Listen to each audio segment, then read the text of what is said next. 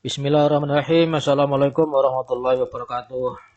Saya ucapkan selamat berjumpa bagi anak-anak yang sekarang berada di bangku SMA kelas 12. Pada video kali ini saya akan bahas untuk materi matematika umum kelas 12. Jadi di kelas 12 ini ada 4 pasang kompetensi dasar yang akan kita pelajari.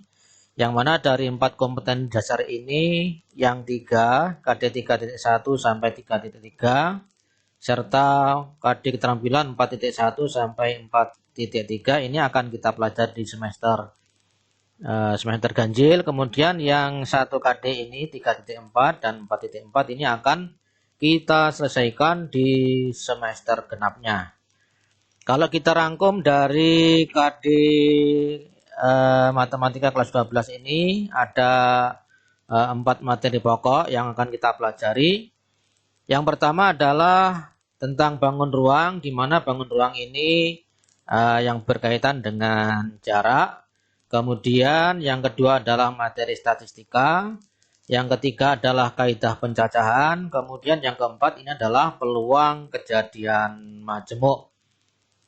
Nah, perlu kita mengingat kembali untuk bangun-bangun ruang yang pernah kita pelajari, pernah kalian pelajari mulai di bangku SD maupun di SMP sudah seringkali mengenal bangun-bangun ruang.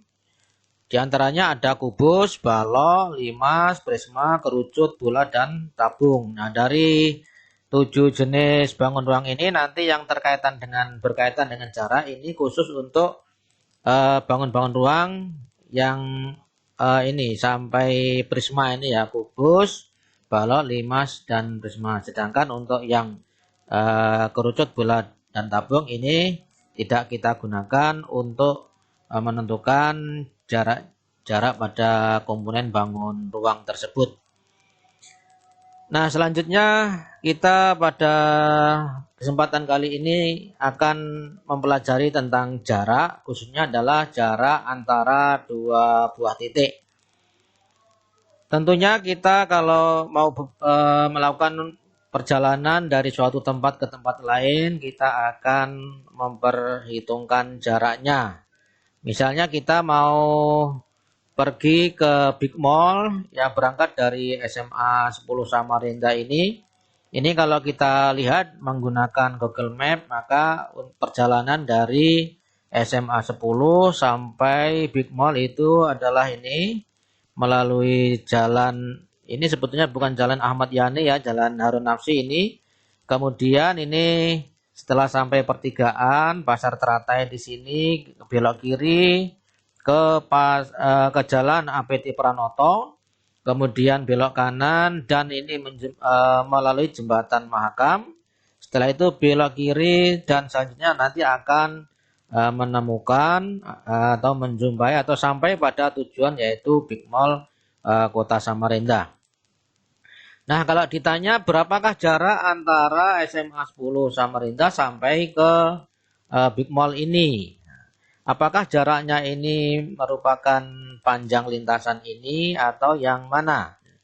Jadi yang dimaksud jarak itu adalah panjang lintasan, bukan panjang lintasan ya, tapi artinya jarak antara SMA 10 ke Big Mall, yaitu yang berupa garis lurus.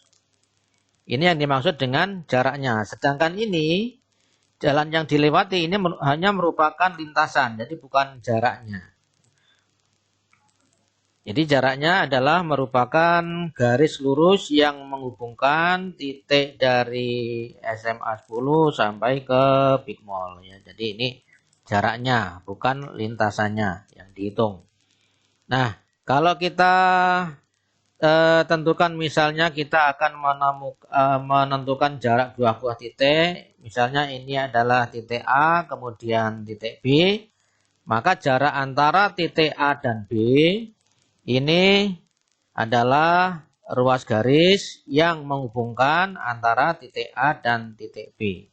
Namanya ruas garis ini adalah yang berbentuk garis lurus. Nah, kalau kita definisikan bahwa jarak antara titik A dan B itu adalah panjang ruas garis. panjang ruas garis yang menghubungkan antara titik A dan titik B. Inilah konsep jarak antara dua buah titik. Sebagai contoh, ini misalnya di dalam sebuah kubus ABCD EFGH dengan panjang rusuk A cm. Ya, ini gambarnya. Yang ditanyakan adalah jarak antara titik A ke C, yang ini titik A ke C.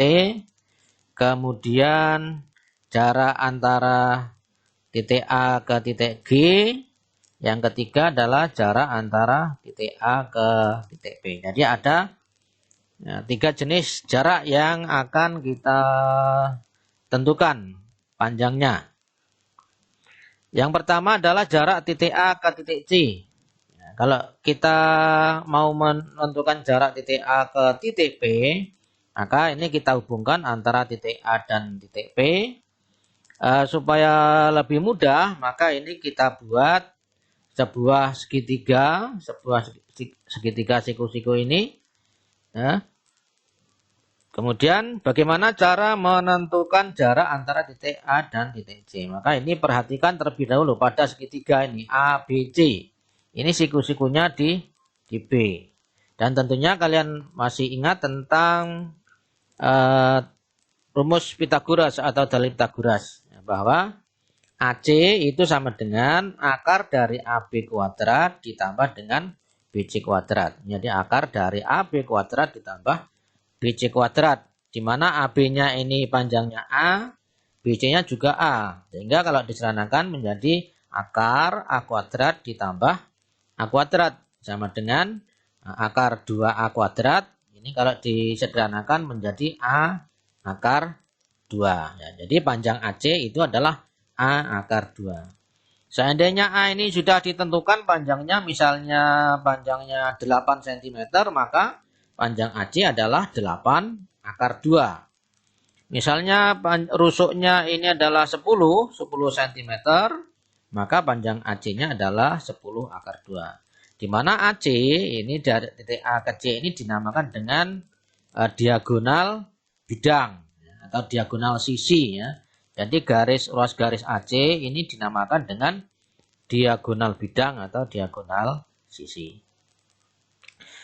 Selanjutnya untuk yang nomor 2, jarak antara titik A ke titik G. Ya, dari sini jarak antara titik A ke titik G. Bagaimana cara menentukan jarak antara titik A ke titik G? Nah, dibuat sebuah segitiga. Segitiganya adalah segitiga siku-siku, yaitu segitiga ACG. Nah, maka perhatikan pada segitiga ACG ini, siku-siku di C, maka berlaku Pitagoras, yaitu AG kuadrat sama dengan AC kuadrat ditambah CG kuadrat. Yang mana tadi AC ini sudah diketahui panjangnya adalah A akar 2. Dengan demikian AG sama dengan akar A akar 2 kuadrat ditambah CG-nya juga A kuadrat.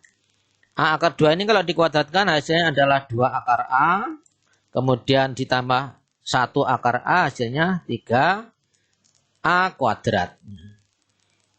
Nah, jadi ini tadi A akar 2 kuadrat itu sama dengan A-nya menjadi A kuadrat, akar 2-nya kalau kuadrat menjadi 2. Jadi 2A kuadrat ditambah 1 A kuadrat menjadi 3 A kuadrat. Ini kalau disederhanakan, akar A kuadrat itu kan sama dengan A, sehingga hasilnya sama dengan A akar 3. Jadi dengan demikian, jarak antara titik A ke titik G itu sama dengan A akar 3 cm. Kalau misalnya di sebuah kubus itu diketahui panjang rusuknya misalnya 10, maka nanti jarak titik A ke G ini adalah 10 akar 3 cm. Ya, jadi demikian, di mana AG ini dinamakan dengan diagonal ruang. Tadi kalau AC ini diagonal bidang, maka kalau AG itu dinamakan dengan diagonal ruang ya. Baik, saya kira sudah cukup di sini. Kemudian untuk soal yang C tadi adalah jarak titik A ke P, di mana titik P ini adalah perpotongan antara EG dengan HF. Ini berada di titik P. Ya. Jadi untuk mencari jarak A ke titik P ini dihubungkan terlebih dahulu, kemudian dibuat bidang segitiga.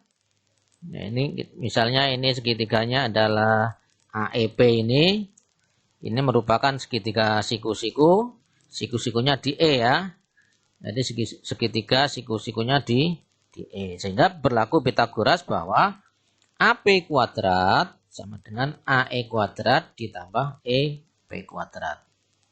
Ya, jadi AE kuadrat AP sama dengan akar AE kuadrat ditambah EP kuadrat.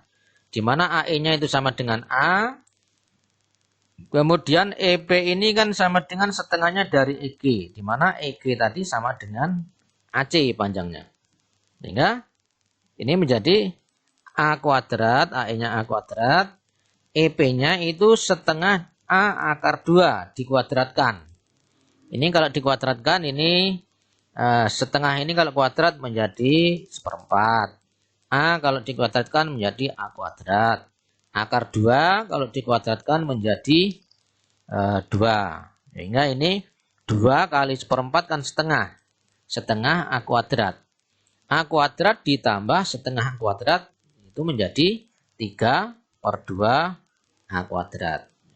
Ini kalau disederhanakan, bentuk dari 3/2 A kuadrat itu sama dengan setengah A akar 6. Caranya nanti dengan cara merasionalkan ya. Dirasionalkan. Hasil akhirnya itu adalah setengah A akar 6. Dengan demikian jarak titik A ke titik P itu adalah setengah A akar 6. Jadi untuk pertemuan kali ini khusus membahas tentang jarak. Jadi jarak dua buah titik itu merupakan ruas garis terpendek yang menghubungkan antara kedua buah titik itu. Ya. Terima kasih. Mudah-mudahan pertemuan kali ini bermanfaat. Kita lanjutkan pertemuan berikutnya. Kita akhiri bila taufiq wal hidayah. Assalamualaikum warahmatullahi wabarakatuh.